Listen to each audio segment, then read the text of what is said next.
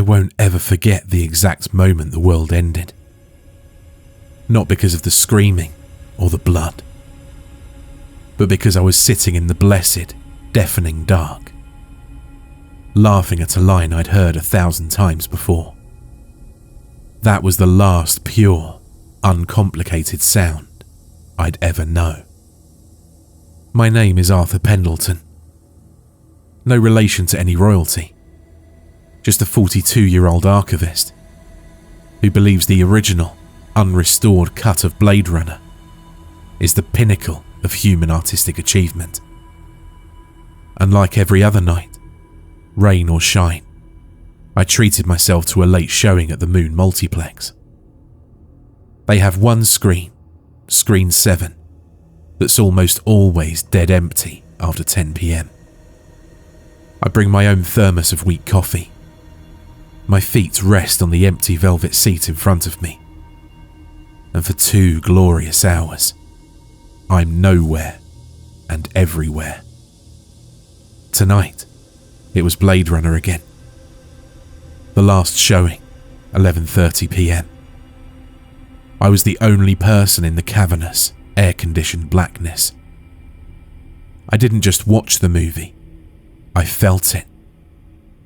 The humid neon glow of future LA. Synth music thrumming through the floorboards, and the sheer, beautiful noise. I like the noise. Noise is a comfort. It fills the gaps, drowns out the quiet, desperate whispers that always try to sneak in around the edges of a lonely life. It was during the final, frantic rooftop chase, just as Deckard was grappling with Roy Batty. The rain lashing down in sheets and the soundtrack swelling into an orchestral storm, that the world outside ceased to function.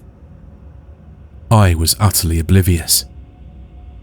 I was lost in the manufactured, controlled chaos of the screen. The volume, as I'd requested, politely but firmly from the teenager at the kiosk, cranked high enough to rattle my fillings. The alert must have hit every connected device in the country simultaneously. The chilling, jarring digital scream that overrides volume controls, that pierces the silence of a midnight text message and the privacy of a whispered conversation. It's the sound designed to stop a heart. The noise that means, definitively, the end is now. But in Screen 7, under a ceiling designed to hold sound in, with the sheer, crushing weight of Ridley Scott's masterpiece tearing through the air, that heart-stopping yell was reduced to a momentary electronic squeak. A fleeting harmonic distortion swallowed whole by the dying breaths of a replicant. I remember thinking, bad sound mix on that reel. But then, I was immediately swept away again by the beauty of the Tears in Rain monologue. The film ended. The white titles rolled. The lights came up. I blinked, my eyes protesting the sudden transition from neo-noir gloom to ugly, institutional brightness. My ears rang with the ghost of the movie soundtrack, a phantom drone that took a minute to clear. I reached for my phone, which I'd left in silent mode in my coat pocket. My thumb brushed the power button. The screen flared, and it wasn't the comforting lock screen I expected.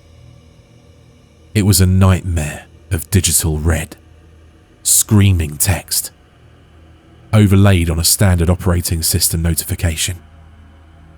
UK emergency alert system. Status critical.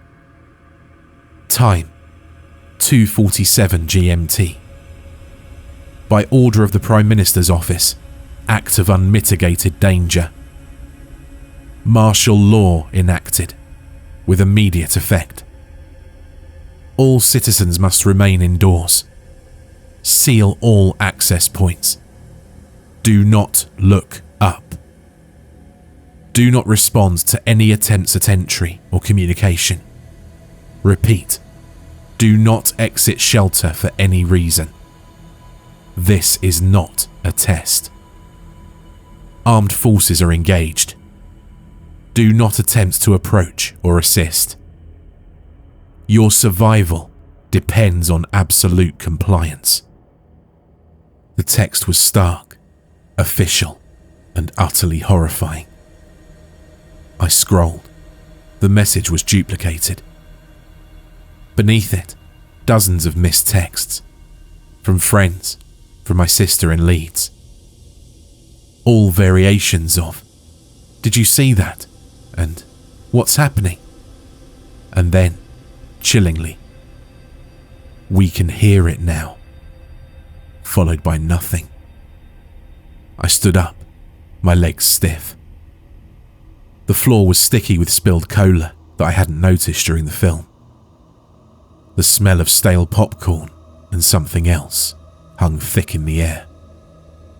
I looked back at the screen. The credits were still cycling. Meaningless names rolling over an empty black background. It felt like an insult. The world was ending, and here I was, emerging from a perfect, cinematic distraction. I walked the short distance up the sloping floor and pushed open the heavy swing door of screen 7.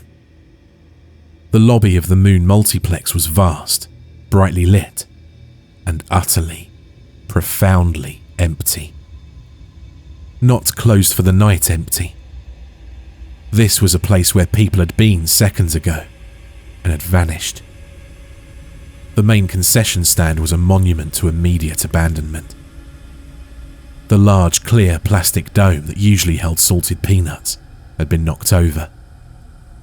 A single stream of buttery popcorn was still overflowing the metal tray of the popper, cascading slowly onto the counter. The butter smell was overwhelming now, sickly sweet and sharp. The ticketing kiosk, where I'd spoken to the teenager named Declan 15 minutes before the film started, was now vacant. His cheap plastic chair was tipped back, resting against the wall. But his lanyard was still looped over the back of it, swaying faintly in the draft from the main entrance doors. His half-drunk can of energy drink sat beside a greasy, discarded wrapper from a hot dog. The information screens above the ticket counter still displayed the evening schedule. I called out, my voice swallowed instantly by the high ceiling. "Hello? Declan? Is anyone here?" Nothing. Only the thump-thump of the popcorn machine, which seemed to be the only thing still operating in this ghost station. It was the sound of the mundane world, stubbornly refusing to acknowledge its own death. I moved towards the main glass doors, the heavy, auto-sliding entrance to the outside world. I needed to see what was happening. As I approached, I noticed a detail that chilled me far more than the official alert. There was a faint, horizontal streak of red on the polished tile floor, leading from the men's restroom entrance across the main lobby and stopping abruptly just before the sealed glass doors. It wasn't a large quantity, but it was too dark to be soda, too viscous to be water. It looked like someone or something had been dragged. The glass doors were locked. I put my hand on the metal bar, expecting the usual electronic hiss and click, but they were dead. The motion sensor above them, a tiny red eye, was dark. I tried the manual override, a small recessed button I knew the staff used after closing, but it did nothing. Then, it all became clear. Beyond the glass, beyond the small, meticulously maintained flower bed of the cinema's entrance plaza, in the air, against the backdrop of the night sky, The sky wasn't dark. It was a churning, flickering orange-red. The sky was on fire. The main high street, less than 50 yards from where I stood, was burning. I could see the tall, familiar sign of a department store, silhouetted against a column of black smoke. The sound was still muted by the heavy glass of the lobby, but I could make out a low, uneven crackling sound, like the fire was hungry, eating wood, asphalt, and metal. And there were no sirens. That was the worst detail. No police, no fire trucks, no ambulances, just the fire and the silence. I backed away from the glass. I wanted to follow the alert's guidelines, but this place was a death trap. It had been abandoned by everyone who understood the danger. I'd only survived because I was too engaged with Harrison Ford to notice my phone vibrating. I turned and ran back towards the staff corridors, past the empty projection booth, to the rear emergency exit. This was a heavy steel door, alarmed, but equipped with a manual crash bar. I slammed my body against it, feeling the satisfying thunk of the bar depressing. The alarm, a high-pitched, insistent electronic wail, started immediately. I didn't care. Noise was better than silence. I pushed the door open and stepped out onto a metal fire escape landing. The noise from the alarm was deafening now, competing with the sudden influx of the real-world sound. The crackle of the fire was closer, sharper somehow. I could hardly breathe as the air was filled with acrid smoke. I started down the metal staircase. It was a rusted, noisy structure, each step echoing like a drum strike. As I reached the bottom, I saw what had caused the emergency alert. The sphere was hovering low, maybe 20 feet above the small staff car park behind the moon. It was immense, certainly wider than 2 large cars, and terrifyingly perfect. It wasn't the kind of messy, hand-welded perfection of human engineering. It was the kind of cold, absolute perfection found in mathematics and things that shouldn't exist. It was a perfect sphere of seamless, unblemished, obsidian black metal. It rotated slowly, not like a gyroscope, but like something resting on an invisible column of liquid. It made no sound. No engine drone, no hiss, no wind displacement. It just was. It absorbed the light from the distant fires, turning the orange glow into a terrifying, deep crimson sheen along its surface. I recognized it immediately. Over the past 6 months, they'd been a persistent, annoying feature of the news. First, over military testing grounds in the Nevada desert, then near Heathrow Airport, causing massive flight delays. They were always described as unknown large drone formations or experimental meteorological surveillance balloons.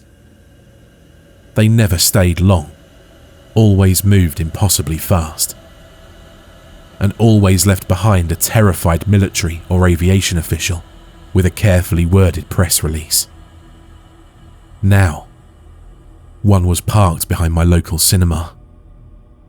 I flattened myself against the rough brick wall of the cinema, trying to merge with the shadow cast by the building. I had to force myself to breathe.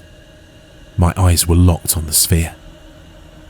It wasn't moving towards me, thank God. It seemed utterly uninterested in my insignificant presence. It was focused on the ground below, where a small car was parked. There was a faint, almost subliminal pulsing light emanating from the sphere. A colour that wasn't quite purple, nor blue, but a sickly, electrical indigo. It pulsed, and as it did, the car below began to shiver. Not a shake, but a rapid, high-frequency vibration that made the metal hum. Then, horrifyingly, the car began to collapse in on itself. It didn't crush, but it liquefied. The rubber of the tyres ran first, pooling blackly on the tarmac. The glass of the windshield softened and ran down the bonnet like honey. The steel frame didn't crumple. It seemed to dissolve, shrinking, condensing into a dense metallic puddle. The whole process took perhaps 45 seconds. When the sphere stopped pulsing and ascended 3 feet, where the car had been, there was nothing. No pool of liquid, no residue, and no ash. Just a faint, almost invisible, oily slick on the tarmac that evaporated instantly, leaving the asphalt perfectly dry. The sphere then tilted slightly, silently, and began to drift across the car park towards the main road where the fires raged. I waited until I couldn't bear the silence anymore. My entire body was trembling, a vibration far more violent than the car's demise. I pushed off the wall and scrambled back towards the fire escape door, slamming it shut behind me. The alarm continued to wail, a stupid, useless sound now. I stumbled through the dark service corridor, past the empty, unnaturally clean staff kitchen. The air in here was safe, or at least sealed. I needed to get higher, find a defensible position, and, this was the stupid, desperate hope, find another human being. I knew where I was going, the projection booth. It was the most fortified room in the cinema, designed to protect the highly flammable nitrate film reels of the past. It was a concrete box, accessible only by a single, heavy steel door, and it offered a perfect, elevated view of the town through its narrow, slit-like windows. I made it up the final flight of stairs and yanked open the heavy door to the projection hallway. It was dark, apart from some blinking LED lights. The place smelled of hot electronics and faint dust. I reached the projection booth for screen 7, fumbling for the light switch. When the light came on, I nearly screamed. There, slumped over the control panel, was Declan, the teenage kid who'd sold me my ticket and adjusted the volume. He wasn't dead in the conventional sense. He was rigid, his face pale and grey. He hadn't bled. He looked like a mannequin that had been left out in the snow for too long, frozen in the act of touching the main server console. The look on his face, though, was what stopped my breath. It was a look of pure, paralysing terror. The kind that steals not just the breath, but the soul. More chillingly, next to his left hand, resting on the smooth metal of the console, was a small, perfectly geometric object. It was maybe the size of a tennis ball, but impossibly heavy. And it was a miniature, flawless version of the black sphere that I just witnessed outside. It was dull and inert, but when my trembling hand reached out, the air above it felt cold, charged with a faint static electricity, like touching the screen of an old, turned-off CRT monitor. I didn't touch it. I grabbed Declan's jacket and tried to pull him, but he was fused to the chair. Whatever had hit him, Maybe the full, unfiltered blast of the emergency alert, or maybe something else. It had done something terrible to his nervous system. I retreated into the corner, fumbling for the small metal inspection hatch on the wall, the one that allowed the projectionist to peer out over the entire auditorium. I pushed it open and looked through the slit. Below, the high street was a canvas of chaos. The fire at the department store was now a raging inferno, and I could see the flames reflected in the polished tarmac. But it wasn't the fire that held my attention. It was the fleet. They weren't solitary objects. There were perhaps 15, maybe 20 of the spheres, silently and methodically moving through the town below. They moved with a chilling, synchronized precision, like drops of mercury on a sheet of glass, obeying an unseen electromagnetic current. I watched, frozen, as two spheres converged on a row of houses. They positioned themselves, one at the front, one at the back. The indigo pulse began, first one, then the other. I didn't hear the sound of the house collapsing. The sphere must have absorbed all the kinetic energy. But I saw the structure vanish. Just gone. The roof tiles, the brick walls, the foundation, everything. Where the house had stood was now a perfectly smooth, circular patch of black earth, as if the ground had been scraped by a colossal, flawless scoop. It was then I understood. The military hadn't lost a battle. They'd been completely bypassed. They hadn't declared an emergency to fight the spheres, but to give us the last possible chance to evade them. And based on the abandoned cars, the silent streets, and the evaporating houses, most people had failed the compliance test. I don't know how I managed to survive. I looked at Declan again, at the terror frozen on his young face, and the small, heavy black sphere resting beside his hand. I picked it up. It felt like compressed lead, unnaturally heavy for its size. It was cold, so cold it seemed to steal the heat from my fingers. I put it in my pocket, a piece of impossible evidence, before turning back to the slit in the wall. The town was being disassembled, street by street, block by block. The spheres weren't interested in violence. They just wanted to erase us. They were clearing the board, cleaning the inconvenient, chaotic variables that we, the human race, represented. I watched as a sphere approached the corner shop, a little convenience store owned by an elderly couple. The sphere hesitated, rotated once, and then, instead of vaporizing the building, it simply floated past. It moved on to the block of flats next door and reduced the entire structure, steel, concrete, and everyone inside, into a smooth, black crater. I have no idea why they skipped the shop. It must have been their lucky day. All I know is that it was all being done with a cold and logical precision. Suddenly, a loud grating sound tore through the silence of the projection room. Not the alarm, that had already run out of battery. This was a deeper, more mechanical sound. The moon's main electrical generator, which sat directly below the booth, sputtered, coughed, and died with a final, heavy thunk.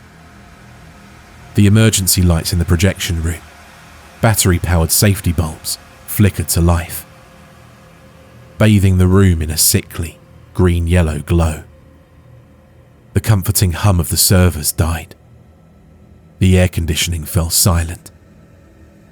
And, in that sudden, profound silence, I heard the single most terrifying sound of the night. It was the scraping of metal on metal, directly below me. It was the sound of something immense and heavy landing on the fire escape platform. A single, distinct, resonant clang. To my horror, the sphere was here. It must know I'm here. I scrambled silently, desperately away from the window, pressing myself into the darkest corner of the room.